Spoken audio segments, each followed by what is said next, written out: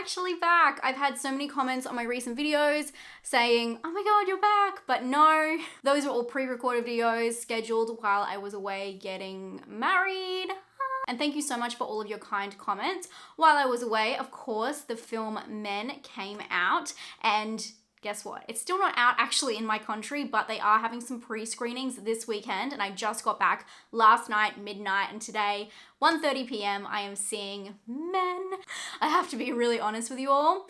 Some of you spoiled a lot of this stuff. Hopefully it's not enough. A lot of people said to me as well that it's a little bit convoluted and there's not really a way you can spoil it.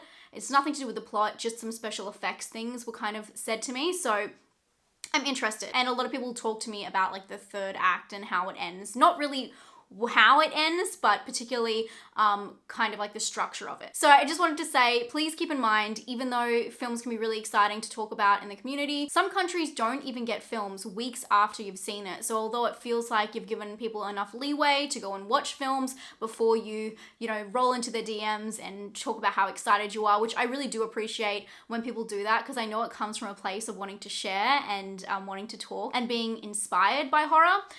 But yeah, just be thoughtful and mindful of that, especially for us people in different countries, us foreigners, because it's gonna happen as well with Nope that comes out in August, and if I don't get to see that early, I'm gonna be so sad having to wait an extra 2 weeks.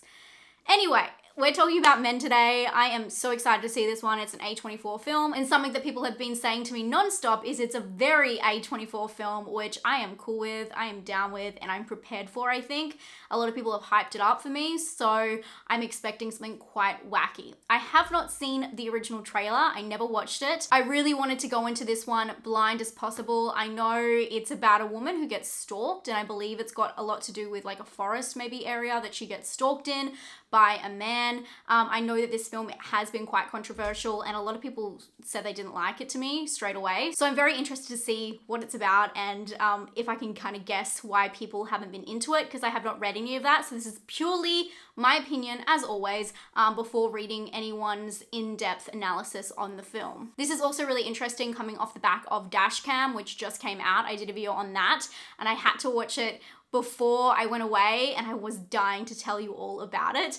So that's been a very interesting reception as well, with the kind of controversies and the political climate in that. So a lot of controversial films coming out right now within horror, a lot of different opinions. I don't like saying disagreements because it's just our opinions. Do we really disagree about someone else's opinion? Maybe, but I feel like that's such a harsh term. So yeah, I'm very excited to go into this one. The film is directed by Alex Garland, who did Annihilation, which is phenomenal. Ex Machina, I hope I'm saying that right this time. He was also one of the writers for 28 Days Later and The Beach, and as well he wrote the Never Let Me Go screenplay. If you've never seen that film. Totally not horror at all, but very interesting. But my point is, all of his films are very different, all of the projects he's worked on, so I'm not expecting anything to be like any of those other films I've mentioned. And then of course we've got Jessie Buckley playing the lead, which I'm excited for. I really like Jessie Buckley, and I know, again, another controversial, or not really controversial, but another film that a lot of people had mixed opinions on. I'm thinking about Ending Things. She was great in that, and I love her. I think she's really interesting. Anyway, it just started raining, so I'm gonna grab a coffee because that is my cue to get cozy, get in the car, and go watch this film that people can't stop talking about. Let's go watch Men together, and I'll give you a whole section of this will be spoiler. I will let you know when, but because many of you have already seen it, I want to get into my nitty-gritty thoughts and feelings. So we will do a spoiler-free section for the people who have not seen the film and aren't sure whether it's for them or, you know, worth their time or worth them still going out to the cinema if it's still out where you are, or if you're in Australia, if it's worth making the trip. And then I'll do a spoiler section at the very end where I get into any topics or points that I really want to talk about and I'm excited to give my opinion on. Enough talk, I'm so sorry. We've waited long enough. Let's go see Men.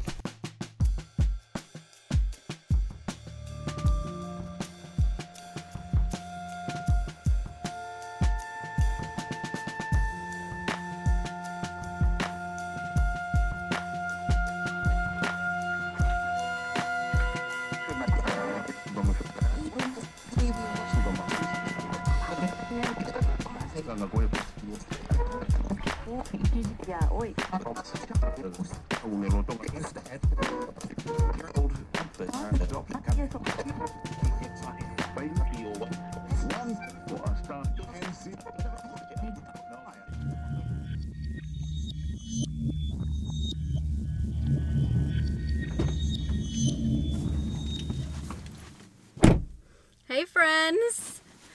Okay, there's a lot to unpack. Okay. Wow. First impressions. Do you like things to be nice or true? Which is one of the lines in this film that it just never left my head, and I feel like it's the best way to sum up this film. I really enjoyed that. I know a lot of you were wondering if I would like that film or not, and I can understand why people wouldn't like it, but at the same time, the details are just everything. Where do I start? We're going to start in the spoiler-free section, and I'm going to talk to you a little bit about the film without giving away any kind of plot points or anything like that. Just give you a general idea going into it, and, you know, see if it's fitting to your taste and if it's worth your money. Because obviously with a film like this, it's quite personal and everyone can take it a different way and might get more out of it than other people. So the film is about a woman who travels into the countryside to stay in this beautiful house, like a manor.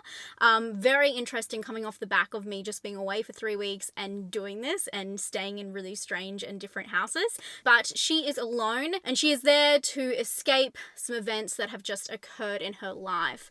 But when she gets there, the oddest, kookiest character who owns the rental house is showing her around, and it's very evident he is a little bit concerning.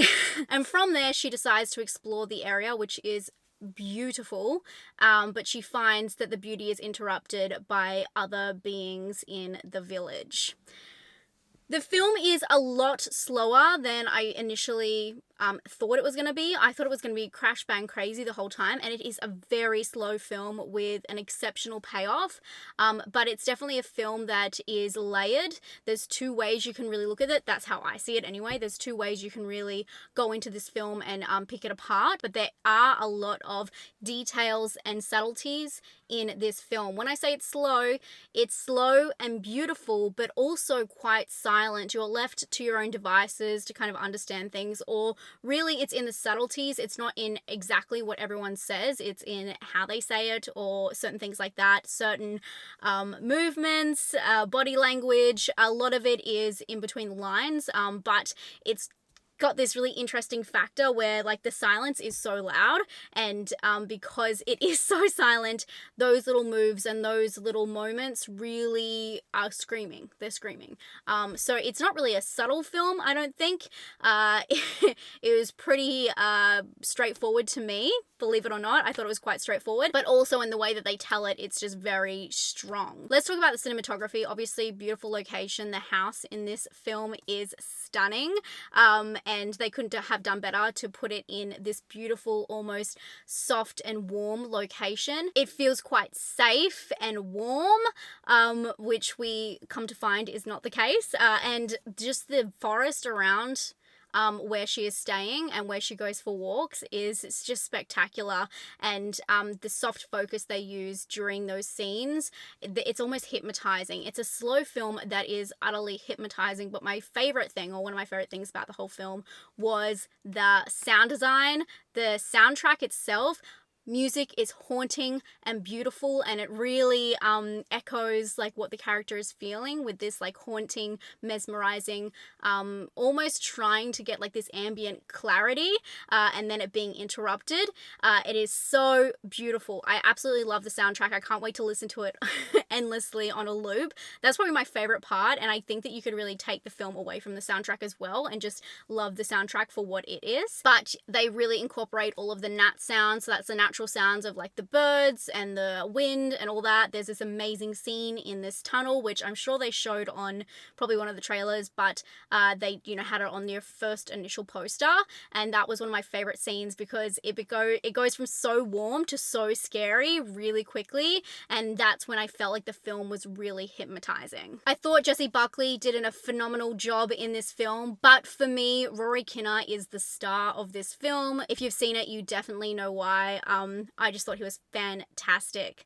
I don't want to say too much more about that, but he was really, really good. So that's a lead actor. I really can't say too much more without spoiling it, guys. So I'm going to jump into the spoilers now. But for my score, personal score, I'm going between a 7 and an 8 just because I've just seen it. And I know I'm really excited and enthusiastic as soon as I finish watching a film. But with a film like this, I often find my score can change depending on how it sticks to me and how it sticks with me, giving it some time. So I'll give it, you know, I'm going to put this video up a couple days after I've seen it. So I'll let you know the score here. It'll either be a 7 or an 8. For originality, I think that it is definitely an 8.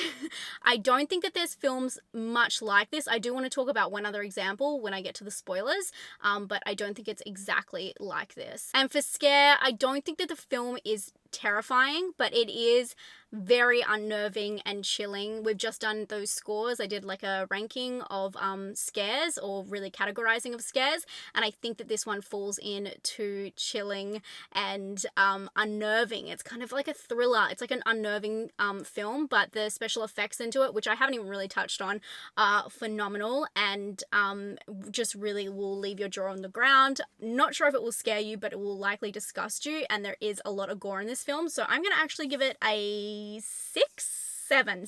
I'm gonna give it a 7. I think you'll like this film if you are a fan of films that aren't subtle, they're full on, they have something to say, but also ones that you can pick apart and analyze in different ways. You probably won't like this film if you don't like heavy-handed subjects, if, you know, repetitiveness is too much for you, you're not gonna like this one. Obviously it's A24, so if you're a fan of kind of like art house films, you'll probably enjoy this. There was a guy sitting just a couple of seats behind me gasping the whole time when it hadn't even got into like the intense things, and I could tell it was definitely his first A24 film, so I hope he liked it. But I think that this film is for people who don't mind a slow burn with some pretty heavy messaging, but you know, as I've already quoted, if you want things to be not nice but true. Okay, spoilers. I just moved my car because the sun was coming through, but I'm really sorry that I had to go on and on with the non-spoilers. It hasn't come out in some countries, so I wanted to give that little guide, but there's just so much. It's really hard to talk about it without spoiling it. I didn't feel like I gave a lot of details. So, let's get comfortable. I really enjoyed this film, but I do understand why it's not perfect, but for me, it really reminded me, and I know I've already spoken about this because it's the same lead, but I'm thinking about Ending Things because it had the same kind of messaging in that. If you've read the book, it's a little bit different in the book, but it is a very ambiguous way of telling a similar tale. I don't want to give too many spoilers about that, but the characters are same in a certain aspect, and I find the little car that she's driving around, I think it was a Ford Fiesta, very, I don't know, it just reminds me of the same kind of structure and the loneliness, which that was also a film that wasn't well received, I would say. So obviously the two layers I find in this film is you can either watch it as her going to this place and really having this interaction with almost like a mythological creature. I wonder if anyone got this. It could be just me. I could be just making this up. I probably am. Like this mythological creature that can morph. Hold up. This is really funny the way I explain what I think this folklore is without knowing it. It is the folklore or mythology of the Green Man. Thank you so much to my friend Ben Grimm who brought this to my attention. The Green Man is a legendary being and he often represents rebirth, which makes a lot of sense. And it also makes a lot of sense because we see the character kind of getting over and dealing with grief and rebirthing herself, or, you know, coming out and being in a new season of her life after these tragic events. But the Green Man folklore or mythology is seen in many cultures and he can be found in churches and carved into buildings. So that's actually what's going on here. But let's go back to my interpretation of it, just like straight off my head. I think this is really funny. Like this mythological creature that can morph and, you know, in the end, it like uses her like weakness or like her pain to create her husband, and it keeps dying out because she's like slowly destroying it and it can't reproduce. Does that make sense? Like that's why it just keeps trying to recreate itself. That's what I was trying to think, like, why is it giving birth to itself so many times? It's injured. It's trying to like keep going on, but it keeps dying, so it keeps giving birth. Did anyone else feel that? No. But obviously it has to do with it's almost like the Green Knight, you know? It reminds me of the same face. Yeah, that character that comes in, you could totally remove that. It just felt like there's this extra layer of something. So that's why I found it was like a layered story. But also the apple. The apple just gives the whole thing away, I think. And I think it was a really great symbol to put in this movie. Again, heavy-handed. I know that people won't like this film because it is extremely heavy-handed, but the details in the subtleties of things that they say and do and the way that they do them are things that have happened to me, things I have seen, and it is not cathartic because I don't really get joy from that. I don't like watching films all the time to like relive things. I like to escape, so I totally get that, but it was really interesting to see that in a film because I don't think that those kinds of, I'm just going to say it, like sexist notions have been really just the subtleties, you know what I mean?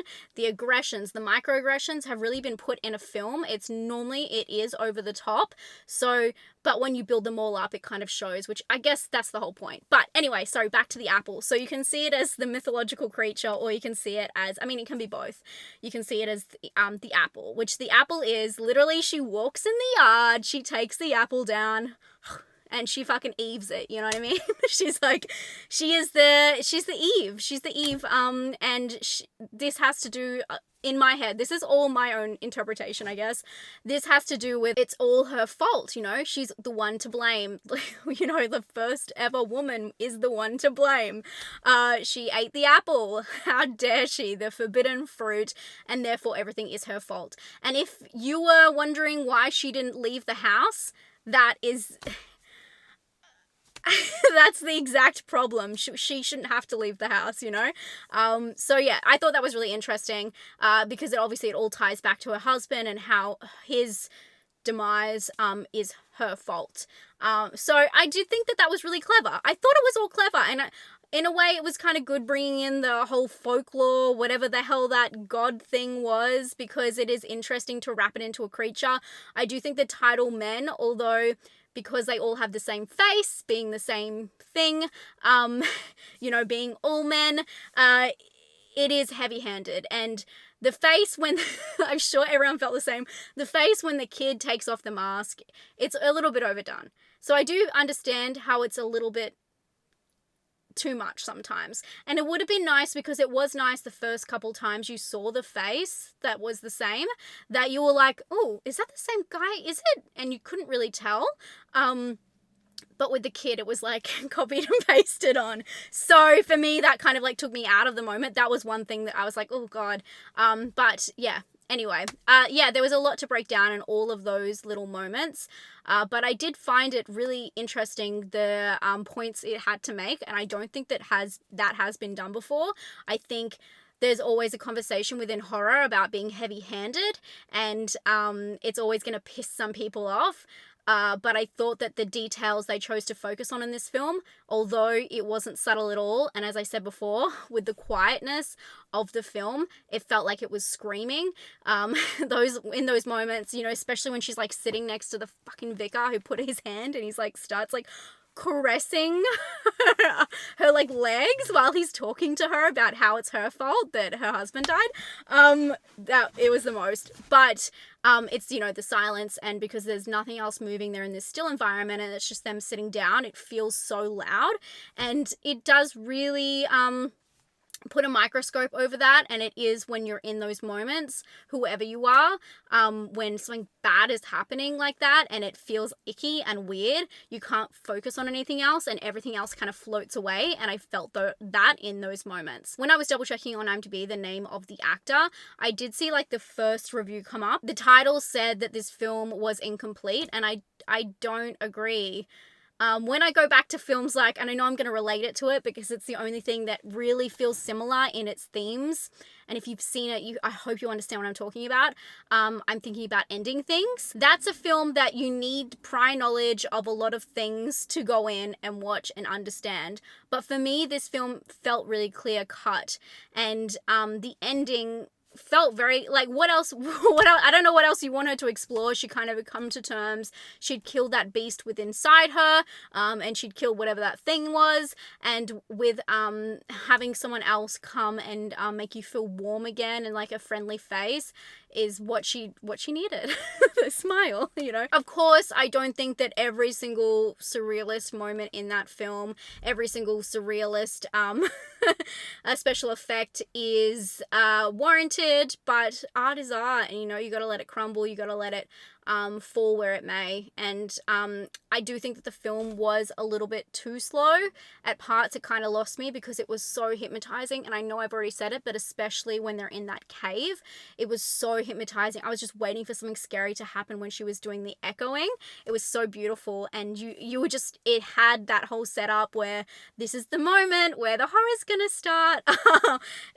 So it definitely, those moments were so beautiful, but I felt like when she was back at the house, even towards the end in the third act, when everything's going crazy and she's in the room and she has that horrendous moment with the vicar again against the mirror, that whole conversation, whatever he was saying, that, like, it just felt like it was losing me as an audience member. But I can't wait to hear what everyone else has to say. Sorry, that was a total rant and ramble, but you know what? It's free flowing, just like that movie. I really enjoyed it. I thought it was captivating, very different, and I've been watching so many like normal mainstream movies at the cinema recently. I saw the new Jurassic Park, I saw Doctor Strange, we'll talk about it in the wrap up, and I saw Bob's Burgers, which was really cute.